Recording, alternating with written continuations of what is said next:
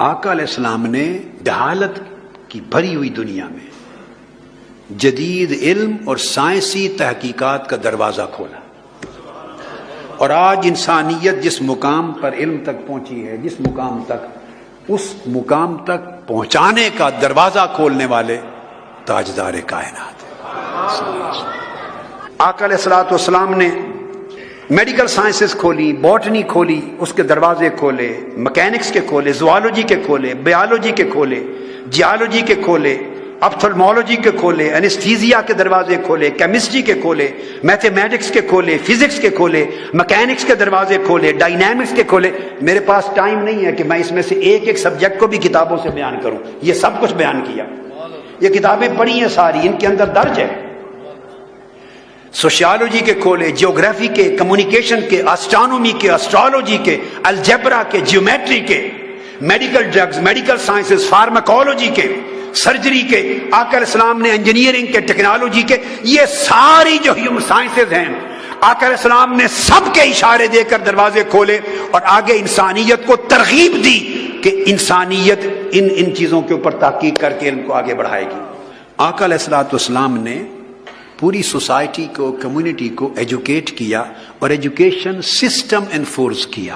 اس معاشرے میں آقا علیہ السلام آئے، لکھنا پڑھنا کوئی نہیں جانتا تھا۔ بلازری نے فتوح البلدان میں لکھا ہے، میٹروپولیٹن مکہ 10 لاکھ کی آبادی تھی، صرف 15 آدمی 10 لاکھ میں ایسے تھے جو دستخط اپنا نام لکھ لیتے تھے۔ ایسے معاشرے میں حضور علیہ السلام نے علم کا دروازہ کھولا، علم کو نظام نافذ کیا، اور اتنی ترجیح دی کہ غزوہ بدر میں 70 قیدی کفار مشرکین 70 قیدی آئے، ان کا جو رہائی کے پیسے ہوتے ہیں، آقا علیہ السلام نے فرمایا جس کے پاس پیسے نہیں ہیں وہ میرے شہر مدینہ کے 10 بچوں کو جو پڑھنا لکھنا سکھا دے، اس کو بغیر پیسے کے آزاد کر دیا جائے۔ پھر عبادہ بن صامت کہتے ہیں کہ اصحاب صفہ میں لکھنا پڑھنا، ریڈنگ اینڈ رائٹنگ، اس کی باقاعدہ اسپیشلسٹ اپوائنٹ ہوئے اور تقرری ہوئی عبادہ بن صامت کی۔ پھر آقا علیہ السلام نے ایک بورڈنگ سکول بنایا صفہ، جو ہاسٹل بھی بنایا، رات دن بھی وہیں رہے، ان کے لیے لکھنے پڑھنے کی کلاسز بھی وہاں جاری کی، اور آقا علیہ السلام نے ڈے اسکالرز کو بھی الاؤ کیا کہ جن کے پاس تھوڑا ٹائم ہو وہ بھی آ کے یہاں لکھ پڑھ جائیں، سنیں، علم حاصل کر کے جایا کریں۔ 700 سے 1000 تک اسٹوڈنٹس اس میں پڑھے۔ تعلیم کی اتنی سرپرستی فرمائی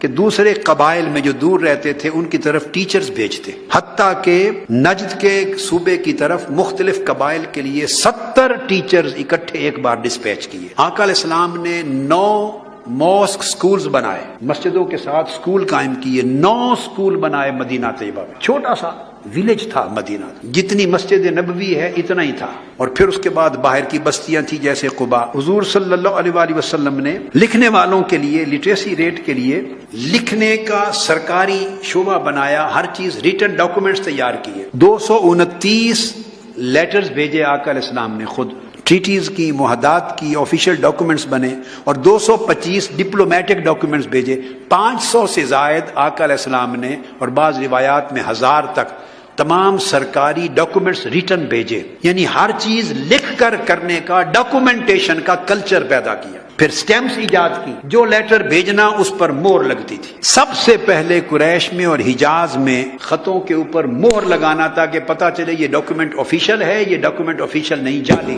اس کی ابتدا آقا علیہ السلام نے کی۔ پھر آقا علیہ السلام نے اسپیشلائزیشن شروع کروائی خاص موضوعات میں۔ فرمایا اس لیے سیدنا فاروق اعظم نے جو قرآن کو پڑھنا اس پہ اسپیشلائز کرنا چاہے ابی بن کعب کے پاس آئے، جو لا سمجھنا چاہے معاذ بن جبل کے پاس آئے، جو فرائض وراثت کو سمجھنا چاہے وہ زید بن ثابت کے ساتھ پاس جائے، جو خزانے اور فائنانس کا علم اور اکاؤنٹنگ کا علم سمجھنا چاہے وہ میرے پاس آئے۔ اور سیدنا مولا علی المرتضیٰ نے کہا جو کائنات کا سب کچھ سمجھنا چاہے وہ میرے پاس آئے۔ پھر آقا علیہ السلام نے فورن لینگویجز پڑھائی صحابہ کو۔ زید بن ثابت جو ہے وہ آقا علیہ السلام کے چیف سیکریٹری بنے، انہوں نے پرشین زبان سیکھی حضور کے حکم پر، یونانی زبان سیکھی، گریک لینگویج، یوتھوپین لینگویج سیکھی، ارامک لینگویج، سیرین لینگویج سیکھی۔ یہ بین الاقوامی زبانیں 2 سپر پاورز تھی اس وقت، ان کی اور دیگر سب زبانیں سکھائیں۔ پھر آقا علیہ السلام کی اس جگہ پر جو صحابہ پڑھتے تھے